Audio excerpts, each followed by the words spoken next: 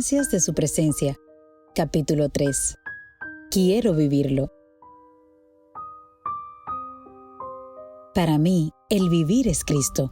Filipenses 1:21. La vida es un hermoso regalo. Es el regalo de los regalos. Una amiga mía dio a luz un bebé.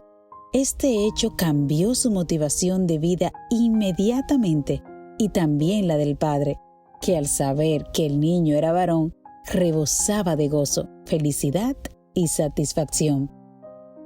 Sin duda alguna, ver nacer un hijo, vivir la vida con calidad y en abundancia, trae consigo un gran sentido de realización plena. ¿Cuánto no desearíamos vivir libres de dolores, desasosiegos, temores y tensiones? La vida sería mucho más maravillosa si no fuera por esos intrusos. Sin embargo, hay un medio que, aunque no elimine todas las experiencias negativas, sirve para reducirlas al mínimo y aún sacar de ellas beneficios positivos. Este medio es Jesucristo, el Dios personal, el Dios vivo y real. Con Él, la vida adquiere una dimensión muy diferente a la que nuestra vida natural entiende y experimenta. Es cierto que la vida es un problema, pero Jesucristo es la respuesta por excelencia a todos los problemas. Todos tenemos las mismas necesidades físicas, emocionales y de estima propia. Todos deseamos vivir nuestra vida al máximo de nuestros sueños. Y precisamente es dentro de este contexto que Pablo expresa: porque para mí el vivir es Cristo y morir es ganancia. La vida del apóstol era Cristo. Para él, la vida solamente tenía significado en Cristo. Cuando se vive en Cristo, es cuando en realidad vivimos la vida.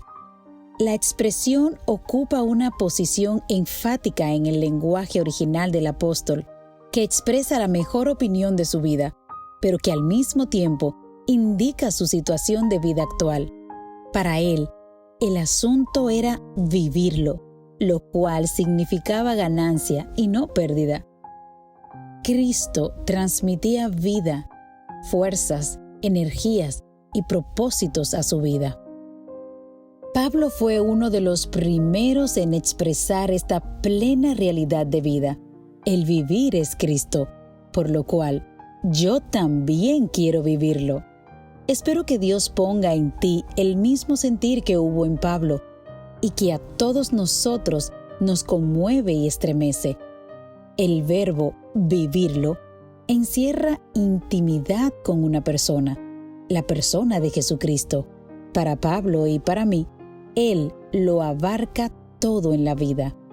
Cristo mismo nos conduce con ternura a vivirlo cuando dice: yo soy el camino y la verdad y la vida. Yo he venido para que tengan vida y para que la tengan en abundancia.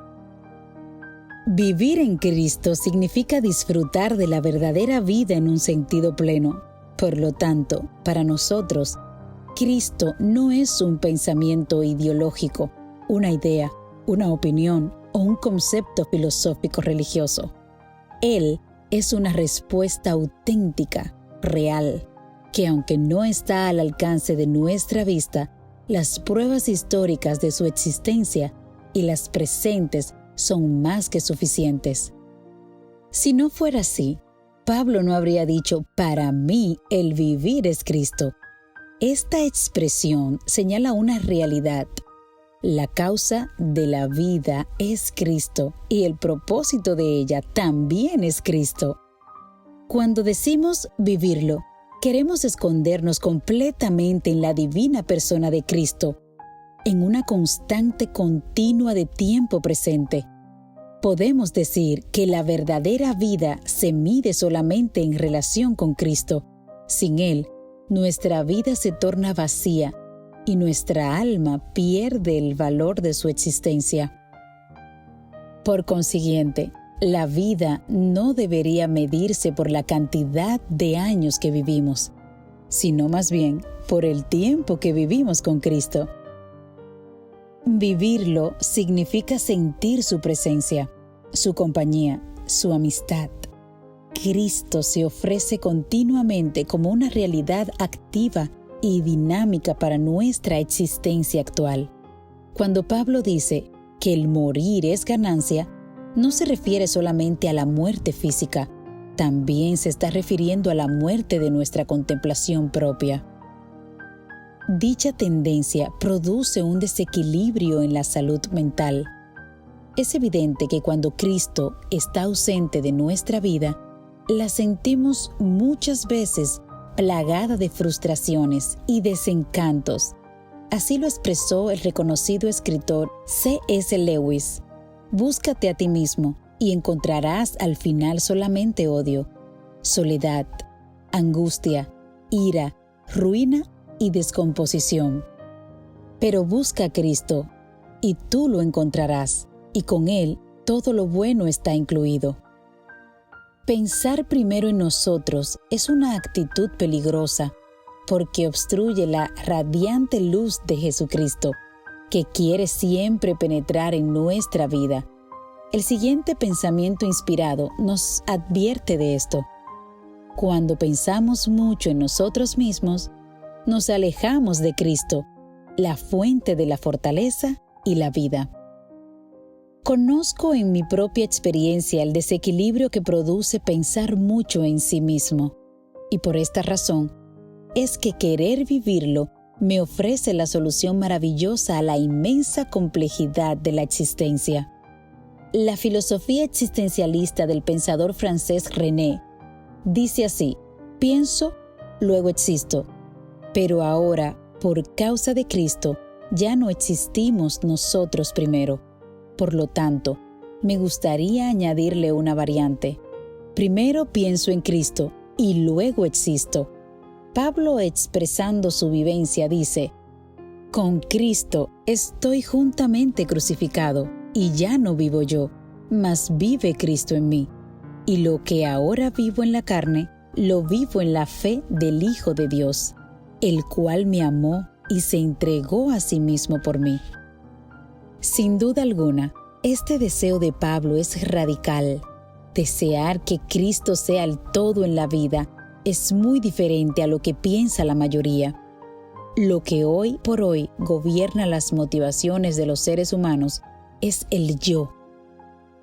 ¿Será posible que en esta generación egoidólatra pueda existir un ser humano que ponga a Cristo primero antes que sus propios intereses? Creo que sí puede existir tal persona, si está dispuesta a pagar el precio demandado, la contemplación de la belleza de Cristo. A medida que hagamos en Cristo nuestra razón de vivir, entonces, partiendo de ese punto, se inicia la experiencia de olvidar nuestra autocontemplación. La siguiente reflexión es muy acertada. Hablemos del Señor Jesús y pensemos en Él. Piérdase en Él nuestra personalidad. Perdernos en Él no es una tarea fácil, pues nuestra naturaleza humana se rebela contra tal actitud. Nosotros funcionamos como si fuéramos el centro del universo. La solución a este dilema humano es considerar siempre a Cristo como la verdadera vida para ser vivida. ¿De dónde nace ese deseo profundo de querer vivirlo? En realidad, tú y yo no lo iniciamos. Su origen está más allá de nosotros mismos. Este maravilloso deseo tiene que ser despertado y creado en nosotros. Se origina en la mente de Dios. Él es el autor de dicho sentimiento y quien establece primero su anhelo de encuentro y vivencia con nosotros. Por lo tanto, quiero vivirlo es provocado en nosotros por su condescendencia interesada en nuestra amistad. Esta realidad es evidente en todas las páginas de la Biblia. El libro del Génesis manifiesta claramente esta realidad al decir: «Y Jehová Dios plantó un huerto en el Edén, al oriente, y puso allí al hombre que había formado. El jardín del Edén era el hogar de Adán y Eva. Allí, en la hermosura de la naturaleza, el Creador se les revela a sus queridas criaturas, manifestándoles el propósito de su creación. De esta manera, les enseña que Él es un Dios personal y de un profundo sentimiento de amistad. Para Adán y Eva, esta realidad era evidente, porque no pasaba el día en que Dios no fuera a su encuentro. En verdad, el Edén no tendría valor para ellos si no fuera por la amistad con Dios. Pero entonces surge algo extraño, triste y de consecuencias desastrosas. Esa amistad especial fue quebrantada por la introducción del mal. El pecado rompe la vivencia entre el Creador y sus criaturas. Surge la distancia, el temor, la incertidumbre de lo que pasaría de allí en adelante. Pero Dios no se aparta, no se va al espacio, abandonando a sus criaturas, olvidándose de ellas por lo que han hecho. Por el contrario, vuelve al Edén en busca de relación, vuelve a hablar con ellos, vuelve a sentarse a su lado, vuelve a revelarles su plan de restaurar la amistad quebrantada. ¿Qué más podría ser que ya no hubiera hecho?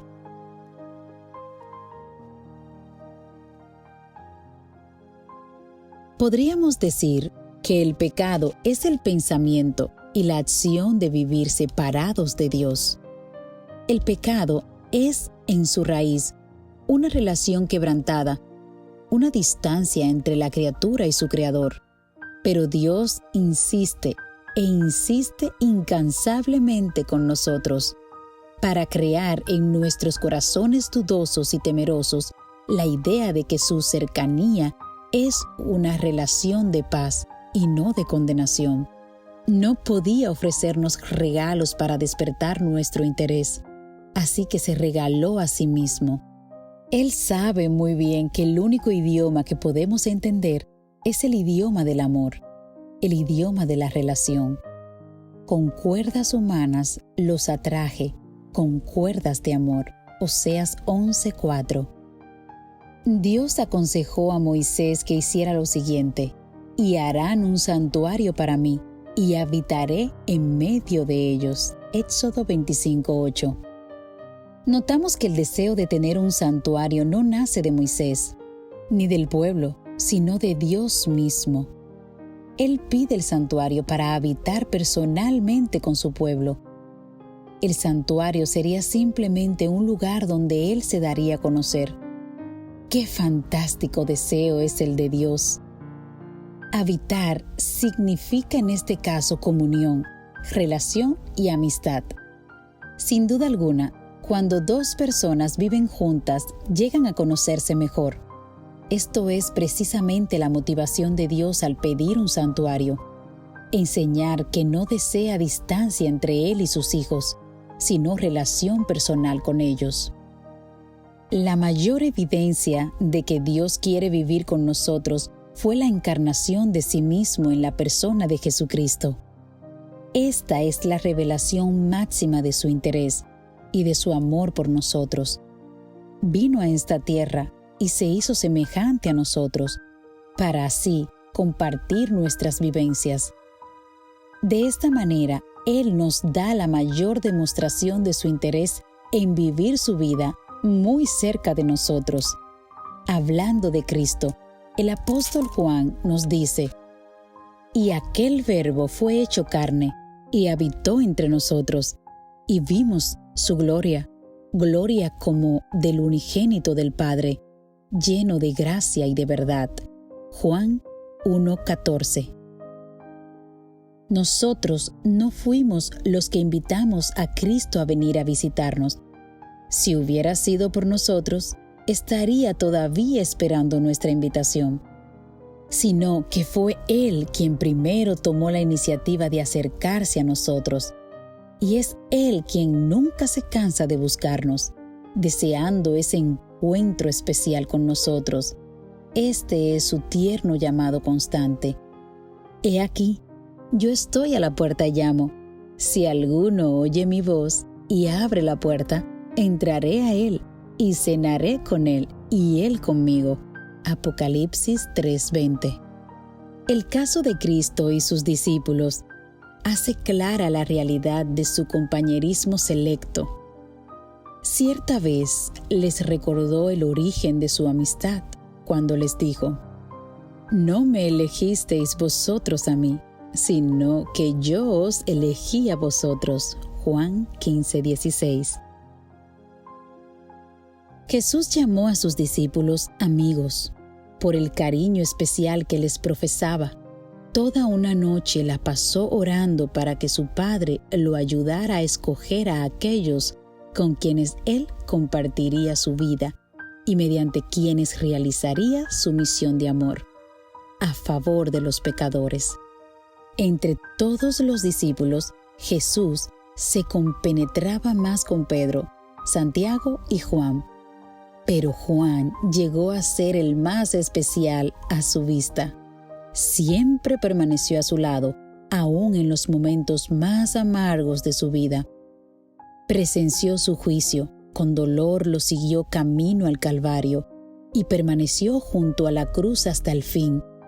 Con razón fue señalado como el discípulo amado de Jesús, ya que reclinaba con frecuencia su cabeza sobre el pecho de su amado Maestro. Por lo tanto, el grado de amistad con Cristo lo determinamos nosotros de acuerdo a nuestro acercamiento a Él. Aunque Cristo se ofrece a vivir con nosotros, nuestra compenetración con su vida está en nuestras manos. Mientras más lo deseamos, más se nos revelará a nosotros, para de esa forma satisfacer nuestro deseo de vivir con Él, en Él y para Él. En mi adolescencia conocí un canto cuya inspiración puedo apreciar con mayor claridad debido a mi nueva experiencia con Cristo. Espero que sea también el canto de tu corazón. Dice así: «Oh, qué maravilloso es vivir con Jesús el Salvador. Oh, qué maravilloso es decir, somos salvos por su amor. Hay un gozo indecible con Él y gran paz en el corazón, y andar con el Rey y entonar la canción: oh, qué maravilloso es vivir». Es cierto, es maravilloso vivir con Jesucristo. Hemos afirmado que querer vivirlo es un deseo que Dios ha creado en nosotros, pero es importante saber que somos nosotros quienes decidimos hasta dónde viviremos con Él. Tanto la Biblia como la experiencia humana enseña que somos nosotros, no Cristo, quien determina el grado de intimidad en esta relación. Apreciado lector, en este momento tu vida de relación con Cristo la estás decidiendo tú mismo. El deseo de Cristo de vivir en nosotros es fantástico, pero si tú y yo no respondemos a su acercamiento de amistad, ¿de qué nos sirve? Mas, si decimos de corazón «quiero», entonces sí podremos declarar «para mí el vivir es Cristo». No obstante, dicha experiencia solo será posible a medida que continuemos contemplando a Jesucristo en su encarnación, su ministerio, su muerte y su resurrección. Pues es mediante esos actos condescendientes de su amor que nos sentimos atraídos hacia Él. Y eso nos motiva para decirle: Señor, mi vivir eres tú.